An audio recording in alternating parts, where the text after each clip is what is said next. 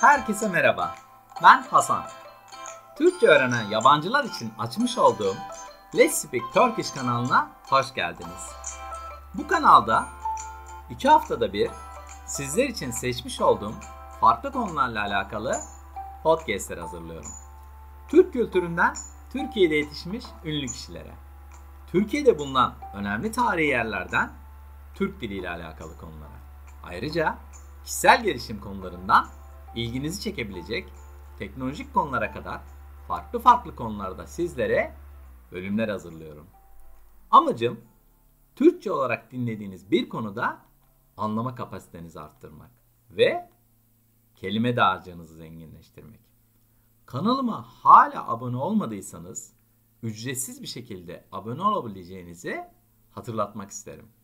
Tam olarak 2 hafta önce bugün yani 3 Eylül akşamı başta Türkiye'de olmak üzere dünyanın birçok yerinde yaşayan biz Türkler voleybolda kazanılan Avrupa Kupası'yla çok mutlu olduk. Filenin Sultanları yani Türk Bayan Voleybol takımı maçı 3-2 kazandı. İşte bugün sizlere öncelikle voleybol sporunun tarihçesinden bahsedeceğim. Sonrasında voleybol oyunundan ve kurallardan bahsedeceğim.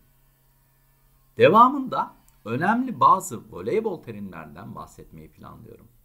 Ayrıca Filenin Sultanlarının başarısının arkasında yatan unsurları birlikte inceleyelim istiyorum. Son olarak voleybol sporuyla alakalı bazı istatistikler paylaşıp bölümü tamamlamayı planlıyorum. Gündem oldukça yoğun. Hazırsanız başlayalım o halde.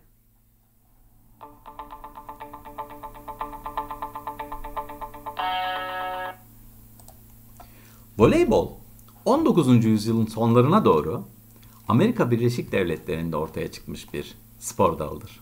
Biraz daha detay vermek gerekirse 1895 senesinde William G. Morgan adlı bir tenis eğitmeni tarafından ortaya çıkan bir oyundur. Amaç yeni bir oyun yaratmaktı. İlk zamanlar tenis topuyla oynanıyordu. En basit şekliyle anlatmak gerekirse bir tenis topunu filenin üzerinden rakip takımın sahasına geçirmek gerekiyordu. Bu oyuna o dönemler ilk verilen ad Mintonette'ydi. Sonrasında daha iyi bir isim arayışı başladı. Bir profesör İngilizceden esinlendi. Hızlı bir şekilde ileri ve geri atmak anlamındaki voley kelimesiyle top anlamına gelen bol kelimesini birleştirdi. Ortaya voleybol kelimesi çıktı. Bu tarihten sonra voleybol sporu dünyaya hızlı bir şekilde yayıldı. Oyunun yazılı kuralları ise 1896 senesinde yazıldı. 20. yüzyıl başlarında Amerika dışına da yayıldı. Savaş sonrası dönemde Avrupa'da ve diğer bölgelerde de popüler olmaya başladı. Sonrasında 1947 senesinde Uluslararası Voleybol Federasyonu olan FIVB kuruldu. Günümüzde voleybol dünyanın en popüler ve en keyifli spor dalları arasında yer alıyor. Hemen hemen tüm ülkelerde profesyonel düzeyde oynanıyor. Ayrıca çok sayıda seyirci tarafından izlenen bir spor dalı olduğunu da belirtmek istiyorum. Voleybol 6'şar kişiden oluşan 2 takım arasında oynanıyor. Amaç topu en fazla 3 pas yapıp filenin üzerinden geçirmek ve rakip takımın sahasına düşürmek. Bunu başarırsanız puanı kazanıyorsunuz. Şimdi biraz daha detay vereyim isterseniz. Takımda bulunan 6 kişiden 3 tanesi filenin hemen arkasında atak yaparlar. Bunların arkasında da 3 tane oyuncu savunma yapmaktadır.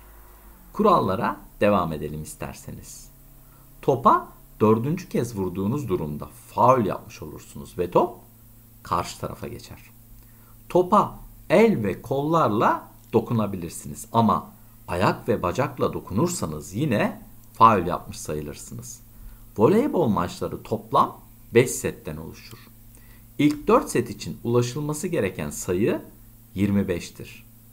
En az 2 fark olmak kaydıyla 25'e ulaşan takım seti kazanır. Son set ise 15 sayı üzerinden oynanır. Unutmadan hatırlatayım. 2 fark kuralı son set için de geçerlidir. Eminim birçoğunuzun dikkatini çekmiştir. 6 oyuncudan bir tanesinin forması diğerlerinden farklıdır. İşte bu farklı formalı oyuncuya libero denilir. Bu kişi atak yapamaz, blok yapamaz ve servis atamaz. Bir kural daha. Bir sette toplam 6 tane değişiklik yapılabilir. Şimdi de voleybolda kullanılan bazı terimlerden bahsetmek istiyorum. Öncelikle tahmin edeceğiniz gibi servis ile başlamak istiyorum. Oyuncular kendi çizgilerinin gerisinden tek vuruşla topu karşı takımın sahasına doğru atarlar. Bu arada servis demişken 8 saniye kuralından bahsetmeden olmaz diye düşünüyorum.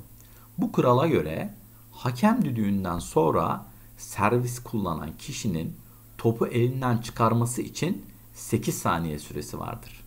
Bu süreyi geçerse sayı ve servis karşı takıma geçmiş olur. Şimdi ise başka önemli bir terim olan manşet var sırada. Bunun için oyuncular iki kolunu birleştirirler.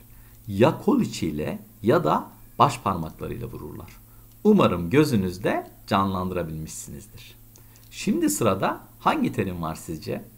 Bazılarınızın blok dediğini duyar gibiyim. Rakip takım oyuncularının hücumunu önlemeye çalışmak için verilen karşılığa blok denilir.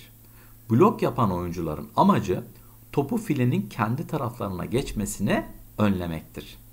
Sanırım bu kadar teknik terim yeter. Şimdi biraz da dünyada ve ülkemizde bu sporun yerinden bahsedeyim. Popülerlik açısından voleybol dünya sıralamasında 10. sırada yer alıyor. Aslında bu sıralama beni şaşırttı doğrusu. Bu sıranın en başında tahmin edeceğiniz gibi futbol yer alıyor. Aslında voleybolun daha yukarı sıralarda olmasını bekliyoruz. Öyle değil mi? Ayrıca voleybol Brezilya, Çin ve Güney Kore gibi ülkelerde en sevilen sporlar arasında yer alıyor. Bunun böyle olmasının bir sebebi var aslında. Çünkü bu ülkelerde bireysel sporlardan çok takım sporlarına önem verilmekte. Gelelim ülkemizdeki duruma.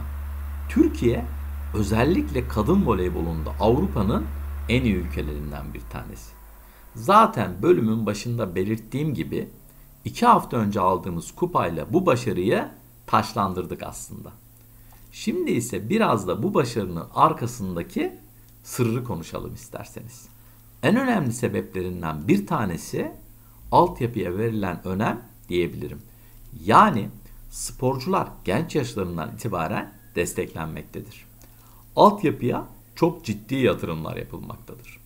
Okullarda çocuklara voleybol oynamaları teşvik edilmektedir. Bu başarının arkasındaki bir diğer önemli faktör ise yetenekli oyuncuların çok fazla olmasıdır. Bu nedenle ulusal takım ve kulüp takımları için geniş bir oyuncu havuzu bulunur. Bir başka önemli konu ise antrenman ve teknolojidir. Biraz açmak gerekirse Türkiye'deki voleybol antrenörleri uluslararası standartlarda eğitim almaktadır ve sporcuları geliştirmek için modern teknolojiler kullanılmaktadır. Video analizi, istatistikler ve spor bilimi gibi araçlar oyuncuların ve takımların performansını arttırmak için kullanılır. En başta söylediğim yatırım ve altyapı konusuna tekrar dönmek istiyorum. Türkiye'de voleybol ulusal düzeyde ve kulüp düzeyinde ciddi bir yatırım almıştır. İyi finansman, tesislerin modernizasyonu ve teknolojik altyapının oluşturulması voleybolun gelişimine çok katkı sağlar. Türk kadın voleybol takımı yani Filenin Sultanları uluslararası arenada başarılar elde ederek ülkenin voleybol geleneğini güçlendirmiştir. Bu başarılar sayesinde dolaylı olarak genç oyuncuları voleybola ilgi duymaya teşvik etmiştir. Bu başarının arkasındaki bir diğer önemli faktör ise takım ruhu ve işbirliğidir. Takım çalışması ve birlikte oynama kültürü Türk kadın voleybolunun temel bir özelliğidir. Bu, oyuncuların birbiriyle uyum içinde çalışmalarını ve birlikte başarmalarını sağlar. Şimdi isterseniz biraz da istatistiksel bilgiler paylaşayım. İlk olarak birinci sırada olduğumuz Dünya Bayanlar Voleybol sıralamasıyla başlamak istiyorum. Aldığımız son Avrupa Kupası ile bizi gururlandıran filenin sultanlarını sırasıyla Amerika ve İtalya takip ediyor. Peki erkeklerde bu sıralama nasıl diye sorduğunuzu duyar gibiyim. Ülkemizin 12. sırada yer aldığı bu sıralamanın en başında Polonya bulunuyor. Bayanlarda olduğu gibi erkeklerde de 2. ve 3. sırada sırasıyla Amerika ve İtalya var. Büyük bir tesadüf. Siz ne dersiniz? Bugün sizlere anlatacaklarım bu kadardı. Şimdi merak ediyorum. Acaba sizlerin ülkesinde voleybol sporu ne durumda? Belki aranızdan bazıları voleybol sporunu amatör olarak oynuyorsunuz. Kim bilir? Bu soruların cevapları ve kendi görüşleriniz için sizleri yorumlar kısmına bekliyorum. Ufak bir hatırlatma. Eğer kanalıma abone olursanız toplam 60'a yakın birbirinden farklı konuda yapmış olduğum podcastleri dinleyebilirsiniz. Ayrıca bölümün sonunda transkripte ve önemli kelimelerin açıklamasına da ulaşabilirsiniz. Podcastlerin hemen hemen hepsinde Türkçe altyazı bulunduğunu da hatırlatmak isterim. Ayrıca geçen haftadan itibaren İngilizce başta olmak üzere toplam 5 dilde altyazıya ulaşabilirsiniz. Eğer kanalıma abone olma konusunda henüz karar veremediniz ve bir şekilde bana destek olmak istiyorsanız bu durumda bu bölümü beğendiyseniz bir like veya yorum bırakabilirsiniz. Sizin için en fazla yarım dakika sürecek olan bu süreç kanalımın daha fazla Türkçe öğrenen kişiye ulaşmasına yardım edecektir. Ayrıca yüzümde ufak bir tebessüme de neden olacağını hatırlatmak isterim. Şimdilik benden bu kadar. Kendinize iyi bakın ve sağlıkla kalın.